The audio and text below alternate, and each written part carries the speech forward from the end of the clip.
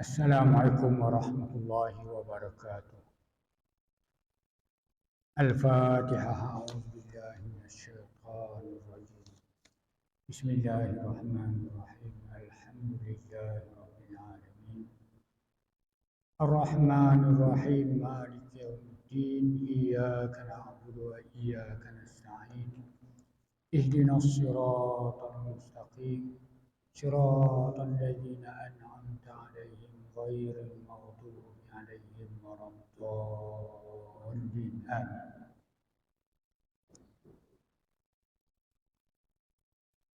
Tolong bagi ini satu. Alhamdulillahi Rabbil Alamin wa bihi nasta'in wassalatu wassalam ala asyrafil anbiya'i wal mursalin wa ala alihi wa ashabihi ajma'in. Rabbi shrah li sadri wa yassir li amri wahlul 'uqdatam min lisani yafqahu qawli. Subhanaka la ilma lana illa ma 'allamtana innaka antal alimul hakim. ولا حول ولا قوة إلا بالله العلي العظيم. Tuan Imam, pegawai masjid, ahli-ahli jawatan kuasa, tuan-tuan, puan-puan, saudara-saudari yang dirahmati Allah, alhamdulillah. Syukur kehadrat Allah Azza wa Jalla yang memberikan kepada kita ruang, kesempatan untuk hadir berjemaah, beriktikaf dan seterusnya sementara menunggu waktu Isya. Kita mengikuti kuliah maghrib. Syukur atas nikmat iman, nikmat Islam, kesihatan tubuh badan kita, kesempurnaan anggota panca indera kita, dimurahkan rezeki, dijauhkan bala, wabak, penyakit dan lain-lain. Mudah-mudahan kita termasuk dalam kumpulan hamba yang bertakwa lagi bersyukur. Tuan-tuan yang dirahmati Allah Ta'ala, marilah sama-sama kita menyambung perbincangan kita mengenai dengan kitab Bulughul Maram oleh Imam Ibn Hajar Al-Asqalani mengenai dengan tajuk sifat-sifat sembahyang, dan kita sampai kepada hadis yang ke 289. Ya. Apa tahu bawah tuan-tuan. Kita baca bersama-sama, mudah-mudahan membawa kepada kebaikan kepada kita semua. Hadis 289 dan 290 sekali. Wa anil Barra ibni Azib radhiyallahu anhu qala qala Rasulullah sallallahu alaihi wasallam idza sajadta fadha kaffaika warfa mirfaqaika rawahu Muslim. Hadis 290. Wa an Wa'il bin Hajar radhiyallahu anhu anna an-nabiyya sallallahu alaihi wasallam kana idza raka'a farraja baina asabi'ihi wa idza sajada damma asabi'ahu rawahul Hakim. Baik. Hadis 289 daripada Al-Barra ibni Azib radhiyallahu anhu, katanya bahwasanya Rasulullah sallallahu alaihi wasallam bersabda, jika kamu sujud, letakkanlah kedua telapak tanganmu dan angkatlah kedua sikumu. Hadis riwayat Muslim. Hadis ini menunjukkan kewajiban bersujud dengan cara yang sudah ditentukan dalam hadis tersebut. Namun para ulama berpendapat bahawa cara demikian itu hukumnya sunat, yakni mustahab. Manakala hadis 290 daripada Wa'il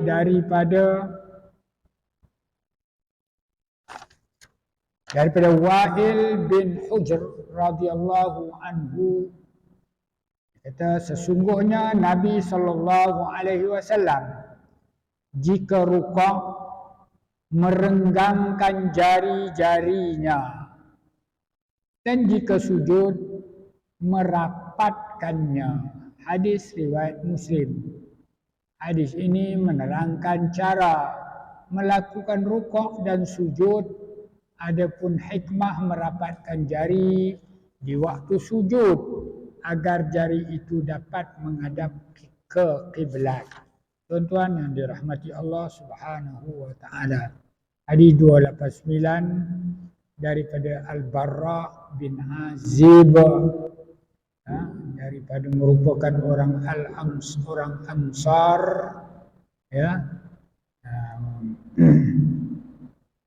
Dan merupakan orang Aus daripada kalangan Ansar, ya, dan merupakan sahabat Nabi yang umurnya agak panjang sehingga kira-kira 90 tahun dia hidup, dan ketika dia lahir itu 10 tahun sebelum Rasulullah SAW berhijrah. Maknanya ketika dalam Rasulullah berhijrah umurnya baru 10 tahun lebih kurang. Ya, 10 tahun. Tetapi dalam perang Badar dia nak masuk. Perang Badar tu kira-kira umurnya 12 tahun. Tapi Nabi tak bagi. Tapi dalam perang Uhud dikatakan dia sudah masuk bersama Rasulullah SAW dalam perang Uhud. Tuan-tuan yang dirahmati Allah Subhanahu wa taala. Baik, jadi daripada hadis yang dinyatakan kepada kita daripada Barra bin Azib ini, yang dapat kita ambil ialah dikata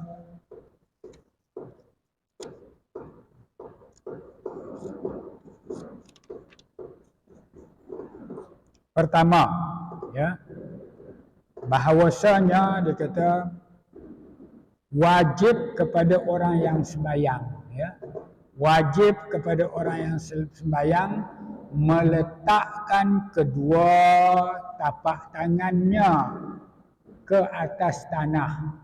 Tanah tu ke sejadah ke, maknanya dua tapak tangan ni wajib diletakkan, ya. Kita letakkan. Kalau kita kata sujud angkat tangan gitu, maknanya tak sah lah.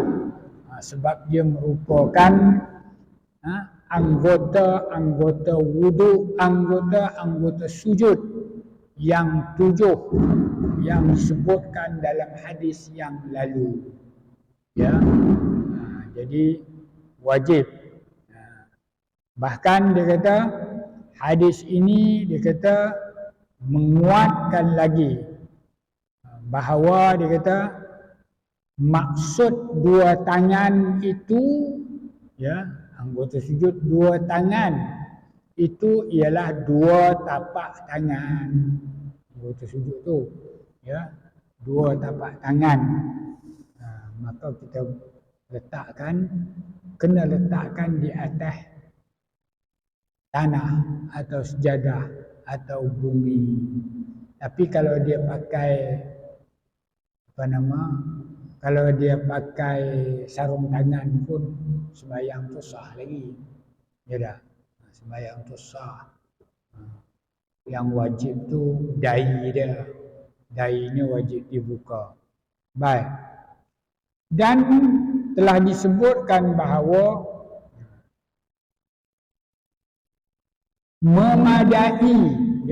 meletakkan sebahagian daripada anggota tapak tangan itu ke atas tanah.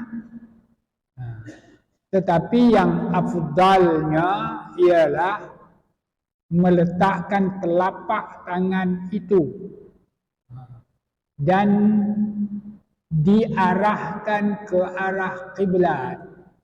Jadi kita rapatkan, kalau tak rapat dia tak menghadap kiblat pula. Ya, rapatkan, letakkan ya ke atas tanah telapak tangan. Jangan kita pegang gitu pula. Pegang begitu ya, tengah tapak tak kena bumi. Makruh lah. Ya. Tapi seluruhnya itu disunatkan. Tuan-tuan yang dirahmati Allah Ta'ala.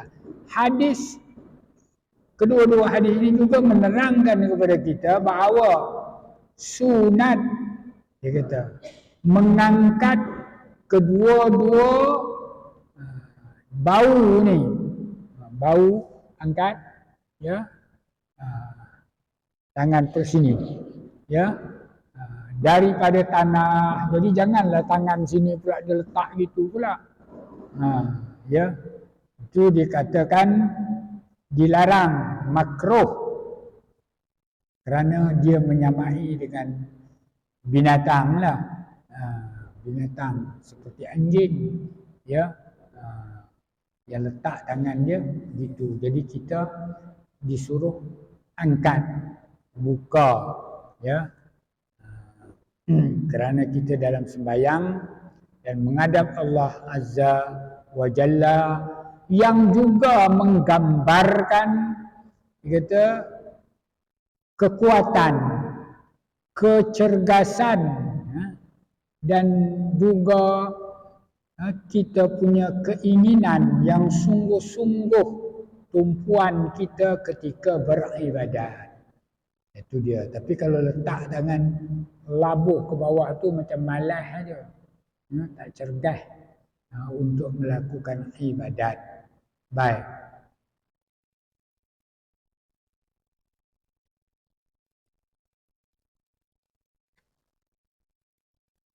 Baik. Daripada hadis yang kedua, tadi kita tengok situ dalam hadis Wa'il bin Hujrin, ya, bahawa Nabi sallallahu alaihi wasallam apabila dia rukuk, ya, dia merenggangkan dia punya jari-jarinya.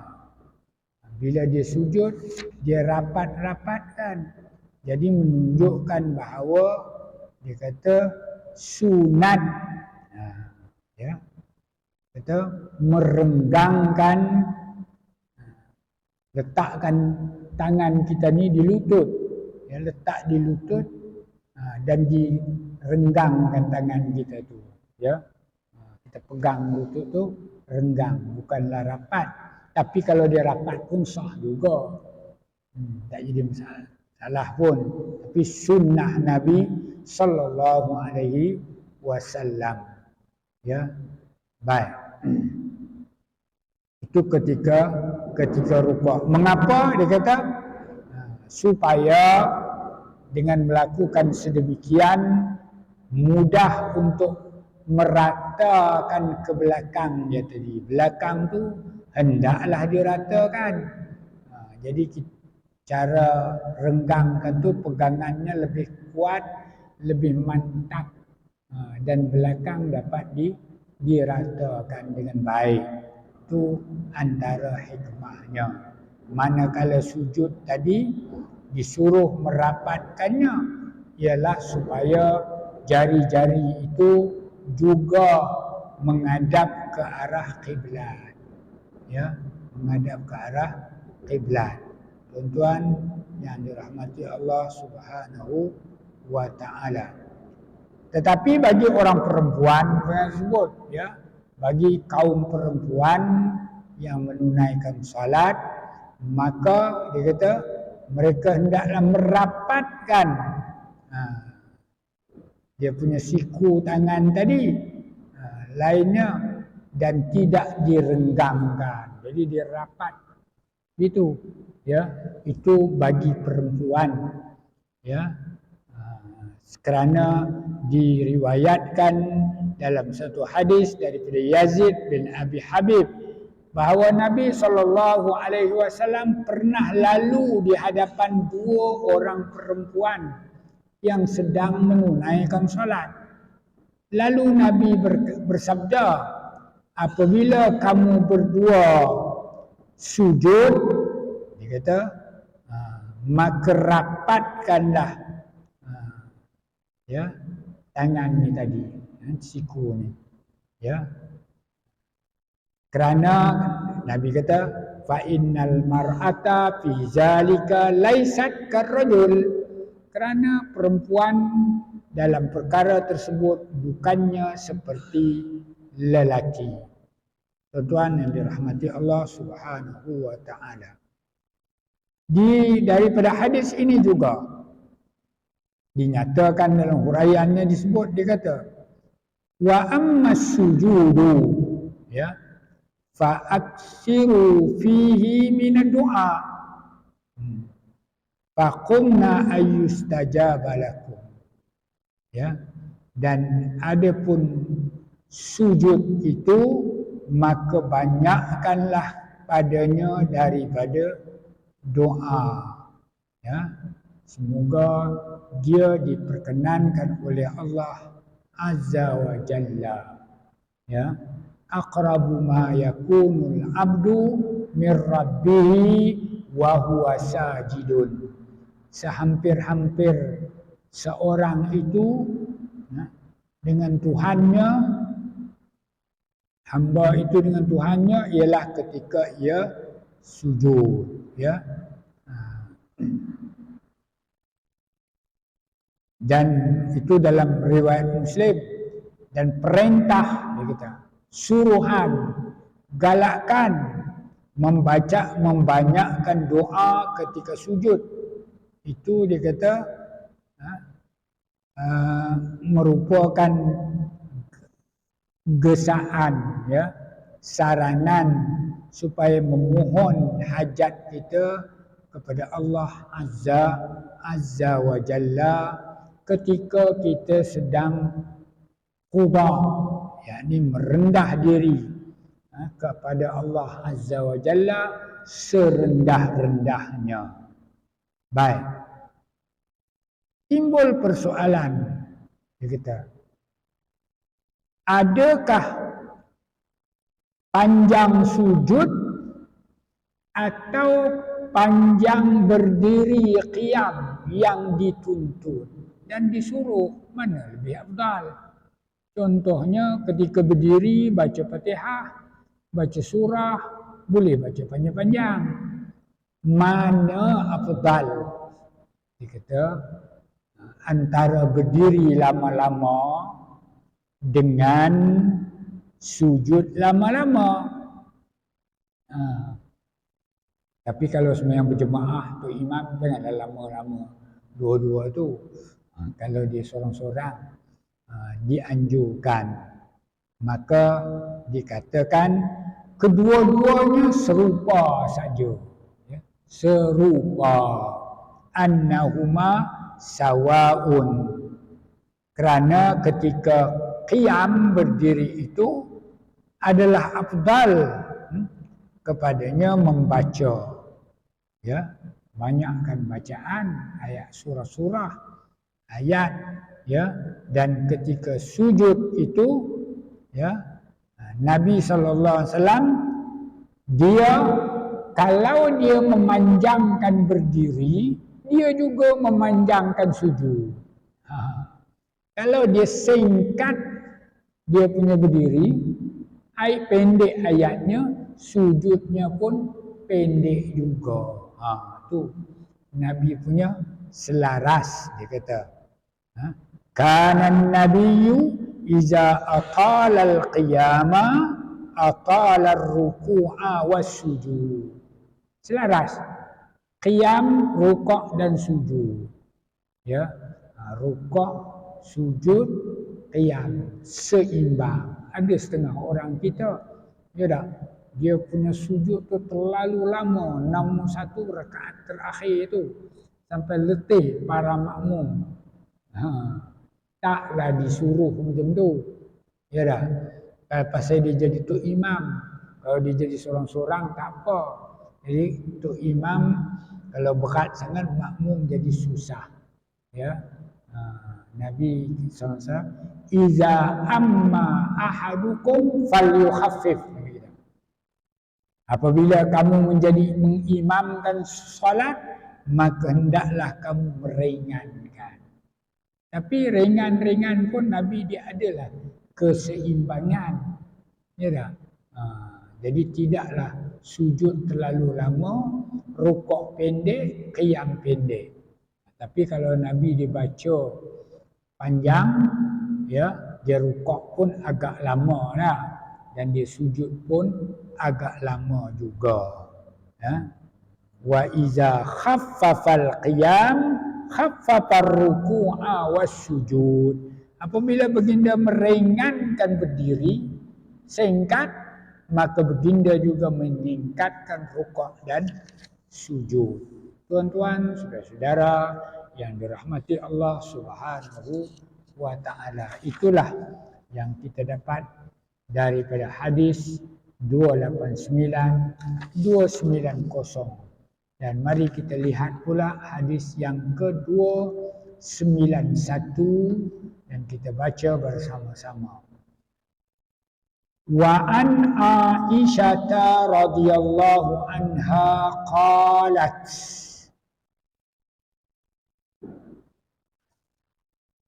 ra'aitu Rasulullah sallallahu alaihi wasallam yusalli mutarabbi'an. Rawahu an-Nasa'i wa sahhahahu Ibnu Khuzaimah. Baik. Daripada Aisyah radhiyallahu anha, isteri Nabi sallallahu alaihi wasallam, dia sering tengok Nabi sallallahu alaihi wasallam sembahyang di rumah, ya, sembahyang malam. Yang berjemaah banyak Nabi buat di masjid lah. Ya.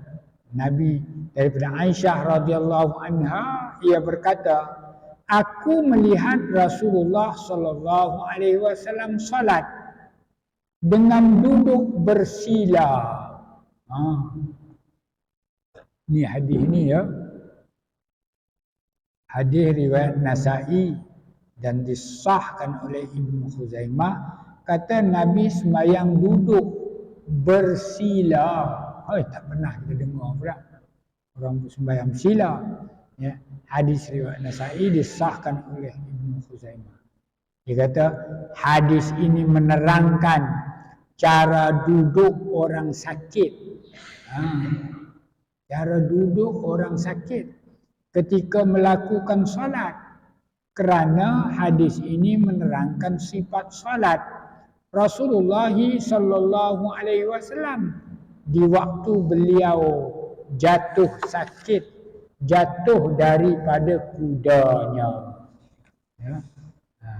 Jatuh daripada kudanya. Nabi SAW juga merupakan insan, manusia, ya, pandai cedera, pandai luka, pandai jatuh. Jadi harus bagi Rasul bersifat dengan sifat-sifat kemanusiaan selama mana tidak menjejaskan kedudukannya sebagai seorang Rasul. Dia boleh sakit, boleh demam gitu dan jatuh daripada kuda. Jadi di sini dikatakan, disebut sebagai mutarabbi'an, wa huwa ayyajlisa qabidan saqaihi mukhalifan baina qadamaihi, ya, ja'ilan saqaihi ihdahuma fawqal ukhra wa yakunul qadam al-yumna fi maqbadi fakhrihi al-yusra. Dan gitulah seterusnya, wal qadam al-yusra fi maqbadi fakhrihi al-yumna. Macam lebih kurang macam kita duduk sila itulah, ya. Kaki Dia punya kanan tu, tapak tu atas paha kiri. Paha kiri atas tapak kaki kanan. Gitu macam tu. Ya. Itu maksud daripada hadis ini. Jadi hadis ini menjadi dalil. Dia kata mengenai cara duduk orang yang cedera atau cacat apabila dia sembahyang duduk. Jadi sembahyang duduk. Jadi Nabi nak sembahyang duduk, Nabi tak adalah duduk atas kerusi. Ni tak? Jadi duduk yang Nabi buat duduk tu duduk bersila. Mungkin antaranya Nabi paling selesa cara tu lah. Lagu mana dia punya tergeliat kaki kita pun tak tahu. Ya. Tapi boleh duduk bersila. Ya. Dan boleh juga dengan cara yang lain. Ya. Jadi ini ganti daripada berdiri, dia kata. Ganti daripada berdiri. Patut sembahyang tu berdiri. Berdiri betul bagi yang puasa. Tak boleh, tak ada puasa. Satu daripadanya boleh juga duduk, dia kata duduk iftirash. Ya tak? Tapi ini Nabi tunjuk ni duduk dengan cara bersila. Dia kata sila tu Arab kata mutarabbi'an. Ya. Tapi ini bukan untuk semua sembahyang. Baik. Tuan-tuan yang dirahmati Allah Subhanahu wa ta'ala. Baik. Kerana kalau dah cedera tentu tak boleh berdiri. Kalau berdiri juga pun tak boleh nak khusyuk. Sedangkan tak menumpu kan, dia tak boleh khusyuk. Dan khusyuk itu merupakan matlamat dalam sembahyang kita. Baik. Kata Imam An-Nawawi rahimahullah, ijma'lah para ummah, ajma'at al-ummatu anna man ajaza anil qiyami fil faridati sallaha qa'idan wala i'adata alaihi wala yanqus sawabuhu lil khair. Ijma'lah para ulama ummah ini bahawa orang-orang yang lemah tak mampu untuk berdiri dalam sembahyang fardu, hendaklah ia sembahyang duduk. Dan dia tidak perlu mengulangi sembahyangnya. Dan juga kata Imam Malik, tidaklah mengurangkan pahalanya sedikit pun. Tapi kalau sembahyang sunat, boleh sembahyang duduk. Ya, sengaja nak sembahyang sunat, boleh sembahyang duduk. Tapi sembahyang fardu kalau boleh berdiri, wajib berdiri. Ya, dah tak boleh berdiri, baru boleh duduk. Kalau boleh serakaat berdiri, berdirilah serakaat. Kalau boleh 3-3 berdiri, 4-4 rakaat, 4-4. 2 berdiri, 2 duduk, setakat mampu. Sedaya upayanya. Ya, tuan-tuan yang dirahmati Allah Ta'ala. Jadi, tapi sembahyang sunat, boleh saja-saja nak duduk. Cuma pahalanya dikurangkanlah. Ya, adalah kekurangan. Kerana kaedah dia kata, likulli amalin ajrun. Setiap satu yang kita buat itu, kerja kita, kepenatan kita ada ganjarannya. Ya, berdiri itu ada ganjarannya. Baik. Imam Ibn Taymiyah kata, sesiapa yang berniat baik, man nawa al khaira wa fa'ala ma qadira alaihi kana lahu ka ajril fa'il. siapa yang berniat baik dan dia membuatnya sedaya upayanya, dia buat sedaya upayanya, maka dia dikira dapat pahala seperti orang yang membuat secara sempurnanya. Ya, itulah kalau orang tu hari-hari main masjid lah kita kata, tak tinggal masjid. Lepas tu satu hari dia sakit, tak boleh main. Dia pun kata kalau aku sihat, aku tentu main. Ya tak? Maka selama dia sakit tak boleh datang, dia sembahyang di rumah pun dapat pahala macam dia main masjid. Ya, tu dia. Tapi kepada yang selalu main lah, kepada yang jarang datang, lepas tu kalau aku sihat aku main lah, dia kata. Dia kalau sihat tak main pun, yang tu tak adalah dapat. Tuan-tuan yang dirahmati Allah Subhanahu wa ta'ala.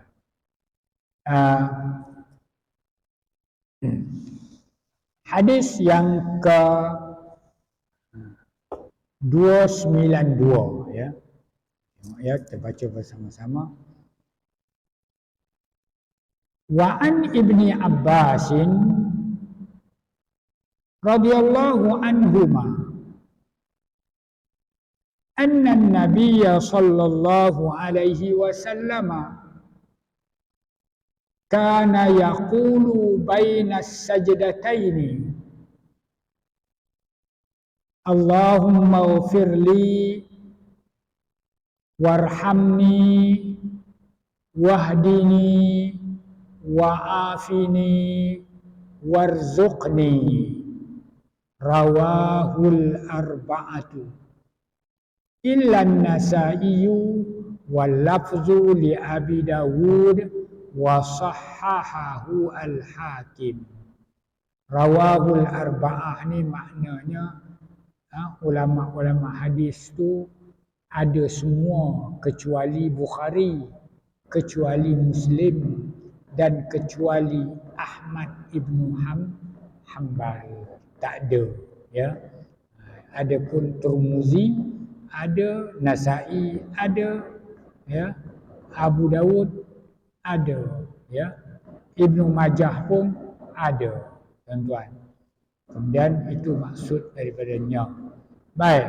Jadi Nabi SAW kata Ibnu Abbas, di antara dua sujud, duduk antara dua sujud, ya, dia membaca Allahumma ghfirli warhamni wahdini wa'afini warzuqni. Itu bersih dalam hadis ini. Tapi kita dalam biasa juga bersih lain. Kita baca Rabbighfirli warhamni wajburni warfa'ni warzuqni wahdini wa'afini wa'fu anni. Baik. Tapi perkataan tu boleh dikatakan ada belaka, ya. Hadis ini menunjukkan bahawa wajib ada tumakninah dalam duduk. Di antara dua sujud. Pasal sempat baca tu, tentulah ada tumakninah.